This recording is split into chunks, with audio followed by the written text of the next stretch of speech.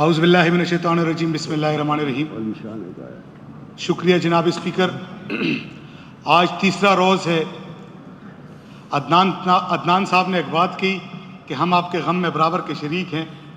عدنان صاحب، یہ ہم 93 یا 145 یا 115 لوگوں کا غم نہیں ہے۔ ہم نے اپنے 4 کروڑ کے پی کے عوام کے دلوں کی امنگوں کی ترجمانی کے لیے یہ بات پاکستان اور کے پی کے کی تاریخ میں پہلی مرتبہ اتنی آزاد ڈسکشن اور جو مداخلت ہو رہی ہے پورے پاکستان میں، پختونوں نے ہمیشہ کی طرح اس دفعہ یہ پہل کر دی ہے اور اپنے دل کا غبار اپنی عوام کے سامنے اسمبلی کے فلور پہ رکھا ہے۔ جناب اسپیکر، 9 مئی کا واقعہ ہو یا 9 ستمبر کا، ایک بات میں آپ کی تواسط سے، اس ہاؤس کی تواسط سے پورے پاکستان کے 25 کروڑ عوام کو بتانا چاہتا ہوں کہ کوئی بھی سیاسی جماعت کو صرف سیاست سے ختم کیا جا سکتا ہے، زور سے، جبر سے نہیں ختم کیا جا سکتا۔ 9 مئی کو انہوں نے ایک پلان بنایا اور انہوں نے کہا کہ کور کمانڈر ہاؤسز میں گھس کے مقدس گائے بنا دی، جی ایچ کیو بنا دیا ہمارے لیے مقدس گائے کی صورت میں۔ ان کے اوپر ان کا پیٹ نہیں بھرا کیونکہ انہوں نے چوری کرنی تھی اور عمران خان ان کے خلاف کھڑا تھا۔ جناب اسپیکر، 9 ستمبر کی اور 10 ستمبر کی جو درمیانی شب تھی، انہوں نے وہاں پہ اٹیمپٹ کیا۔ آپ کو یہ بات بتانا چاہتا ہوں کہ یہ کچھ اور معاملہ نہیں تھا۔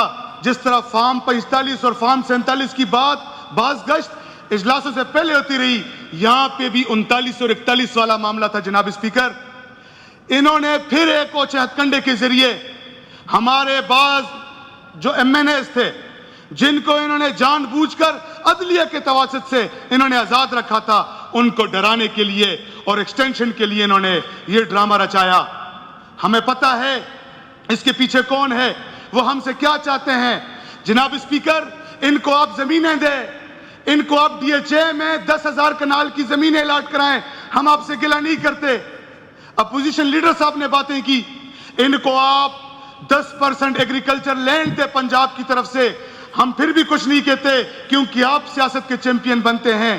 میرے ہزارہ کے 2 گاؤں، ہری پور کے 2 گاؤں ان کو دیں، ان کو مونال دیں، ان کو تجارتوں کے لیے بارڈر دیں، امن کے لیے نہ دیں، کیونکہ آپ ہی آج ان کے پیرول پہ ہیں۔ آج ہی راجر سر کا نعرہ آپ کے منہ سے نکل رہا ہے۔ ہم نے برداشت کیا، پوری پاکستان اور پوری دنیا نے دیکھا کہ ہم ڈٹے رہے۔ ہمارے اوپر الزامات لگے کہ ان کا لیڈر 1 ہفتہ جیل میں ہوگا، ڈیل کر کے چلا جائے گا۔ آج 13.5 مہینے ہو گئے ہیں اور وہ جیل کی صلاحوں کے پیچھے سے ان کو بتا رہا ہے کہ آپ نے بھاگنا نہیں ہے، ہم انشاءاللہ اس کے ساتھ کھڑے ہیں۔ اس کے انشاءاللہ صفائی کی حیثیت سے، ورکر کی حیثیت سے انشاءاللہ اس کے ساتھ کھڑے ہیں۔ انہوں نے جتنا ظلم کرنا ہے ہم نے پہلے بھی اپنے سر رکھے۔ آپ نے علی امین کی قربانیاں دیکھی 9 مئی کے بعد، آپ نے مراد شہید کی قربانیاں نہیں دیکھی 9 مئی کے بعد، آپ نے اعظم سواتی، شکیل خان، پختونیار، جتنے یہاں پہ چہرے بیٹھے ہوئے ہیں، آپ سب نے قربانیاں نہیں دیکھی۔ آپ ہمیں نہیں توڑ سکے۔ یہاں پہ 39 اور 41 کا جو آپ نے ڈرامہ رچایا، آپ ان کو بھی انشاءاللہ نہیں توڑ سکتے۔ جناب اسپیکر، ملک، ادارے رول آف لا پہ چلتے ہیں۔ جیسے عدنان صاحب نے بات کی، آج اپوزیشن لیڈر صاحب نہیں ہے، ہم بھی یہ مانتے ہیں اور ہمیں بھی یہ پڑھایا گیا ہے کہ یہ رول آف لا پہ چلتے ہیں اور ان کو چلنا چاہیے۔ لیکن یہاں پہ یہ تاثر دیا جا رہا ہے یہ کنٹونمنٹ ریاست ہے، یہ D G I S P R ریاست ہے، یہ آرمی چیف ریاست ہے۔ میں کہتا ہوں آج آپ نے ریاست کو جیل کے پیچھے بند کیا ہوا ہے۔ میں ریاست ہوں، پاکستان کا ایک فرد ریاست ہے، لیکن آپ اس بات کو نہیں سمجھو گے۔ اسٹیبلشمنٹ کیا چاہتی ہے ہم سے؟ اسٹیبلشمنٹ قائد اعظم کی طبی موت کی صورت میں، لیاقت علی خان کی گولی کی صورت میں، بنگلہ دیش کے ٹوٹنے کی صورت میں، کارگل میں ہارنے کی صورت میں، یہ کیا چاہتی ہے ہم سے؟ وہ اپنا ایجنڈا بتائے۔ ہم یہ بھی نہیں کہتے کہ آپ کاروبار نہ کرو، آپ کاروبار کرو۔ آپ کے کاروبار کا پاکستانی عوام کو کیا فائدہ ہے؟ مجھے تو پاکستانی عوام کا کوئی فائدہ نہیں آ رہا. آپ کہہ رہے ہیں کہ ہم فوجی فاؤنڈیشن کو یہ پیسے دے رہے ہیں جو پروفٹ کی صورت میں, کاروبار کی صورت میں آتا ہے, وہ پیسہ کدھر جاتا ہے؟ انہوں نے جو اپنی کنٹونمنٹس بنائی ہیں, ڈی ایچ اے بنائے ہیں, سب سے محفوظ جگہ ہیں. میں نے تو اسامہ بن لادن کو ابتباد میں نہیں چھپایا کہ پاکستان تحریک انصاف کی اس وقت حکومت تھی, عمران خان نے اسامہ بن لادن کو بلایا اور وہاں پہ چھپایا. آپ نے ہی چھپایا اور آپ نے ہی ڈرامہ نچایا. میں نے تو اسامہ بن لادن شہید کی لاش بھی نہیں دیکھی. جناب اسپیکر, یہ باتیں آپ کو تھوڑی دیر سننی پڑیں گی. صحت ان کے پاس, ہمارے 26 محکمے میں 22 محکمے میں یہ ڈائریکٹلی انڈائریکٹلی بیٹھے ہوئے ہیں. اقتصادیات ان کے پاس, انہوں نے اربوں روپے کی بارڈر لائن پہ انہوں نے باؤنڈری وال لگائی, کیا کہتے ہیں اس کو, باڑ لگائی. کیا فائدہ اس کا؟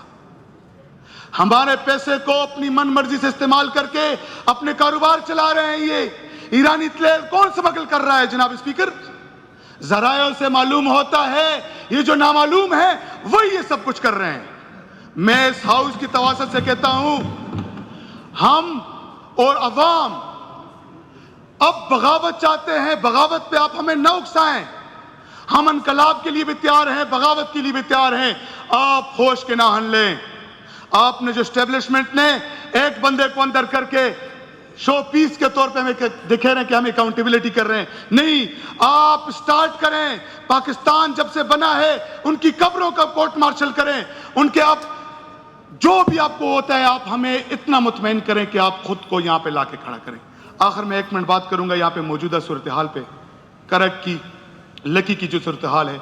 جناب اسپیکر, آپ آئی جی پی کو بلائیں. یہ جو فوجی ہیں یہ ابھی ٹک نہیں سکیں گے انشاءاللہ. یہ جو غیر قانونی طریقے سے ڈاکٹر شاہ صاحب نے کہا کہ بھتے لیتے ہیں کوئی ہم سے آ کے, کون ان بارڈروں کے پھر ان کو ادھر چھوڑتا ہے؟ آپ نے آئی جی پی کو بلانا ہے, وہاں پہ ڈی پی او کو بلانا ہے, ڈی آئی جی کو بلانا ہے, اور اس ہاؤس کو انہوں نے بریفنگ دینی ہے کہ صوبے میں کیا ہو رہا ہے. بہت بہت شکریہ.